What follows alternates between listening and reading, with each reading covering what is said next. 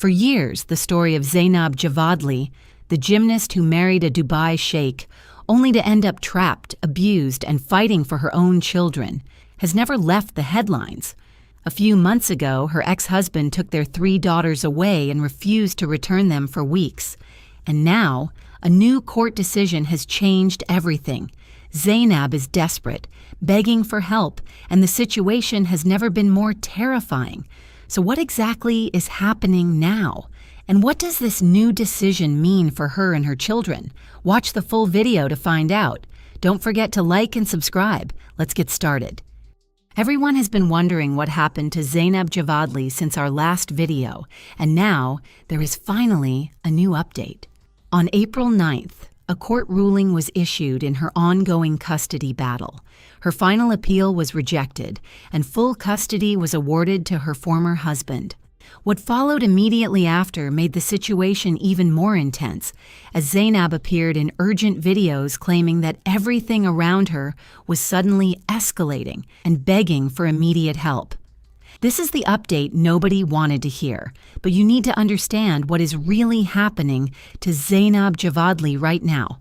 And to do that, we need to go back to where it all began. Zeynab Javadli was born in 1991 in Baku, Azerbaijan, into a modest family. From a very young age, she threw herself into rhythmic gymnastics, and her hard work paid off. She won national championships, competed on the international stage, and became one of the top gymnasts in the world. In 2012, an injury forced her to retire. She became a coach and eventually opened her own gymnastics school for children back in Baku. Then in 2015, at a shooting competition in Gabala, she met Sheikh Saeed Al Maktoum, a former Olympic shooter representing the UAE, and the nephew of Dubai's ruler, Sheikh Mohammed bin Rashid. He already had 2 wives, but he quickly became interested in Zeynab. He proposed just a few months later, and she accepted. She then moved to Dubai. In 2016, she gave birth to their first daughter, and the couple later had 2 more girls. But because everything happened so fast, Zeynab never truly had the chance to get to know the man she had married. And if she had, she might have realized something important. He was a man who quickly loses interest in his wives, and this is exactly what happened to her. In 2019, the Sheikh divorced her, and what followed was years of pain that she never could have imagined when she first said yes. She claims that after the divorce, she suffered months of harassment as well as physical and emotional abuse. Her life, as she describes it, became a living hell. The custody battle over their 3 daughters made things even worse. During the court hearings, Zeynab accused her ex-husband of harming their daughters emotionally. She claimed he left them without proper supervision, used inappropriate language around them, deprived them of sleep, and drove recklessly. On the other hand, he accused her of being an unfit mother and claimed she was preventing the children from attending school. Zeynab countered these claims by saying she had arranged homeschooling for her daughters because she feared her ex-husband would send people to take them from school.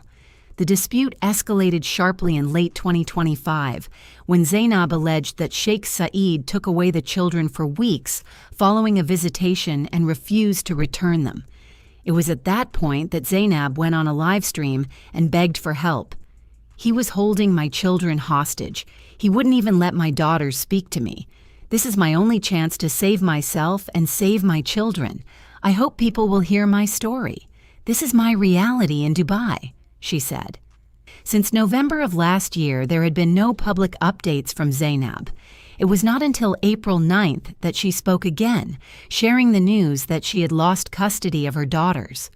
Shortly after the ruling, Zeynab appeared on another live stream. She was sobbing, shaking, standing at her window, and there were male and female police officers outside her home preparing to attack.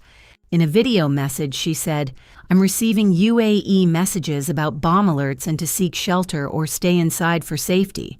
And at the same time, the Dubai courts are sending me notifications demanding I hand over my children or the Dubai police will break into my house, arrest me, and snatch my children away from me. This is my day today. standing at the window, watching and waiting for them to attack me at any time. The court's decision stated that Zeynab must return custody of the minors to Sheikh Saeed and that force may be used if necessary. In simple terms, this meant that the police were allowed to come to her home and take her daughters by force.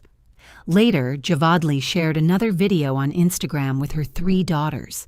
In it, she explained her situation again, saying that she and her children felt like hostages in their own home and were living in fear. "I'm begging you, please do something.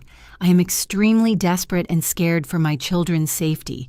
I just want my girls to have a safe, healthy, and happy life with their mother. Please, you are the only ones who can help us."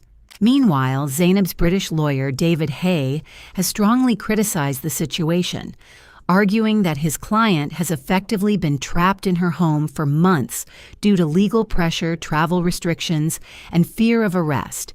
Zeynab has been held hostage in her own home since last November, too terrified to step outside for fear of arrest under warrants and travel bans, he said.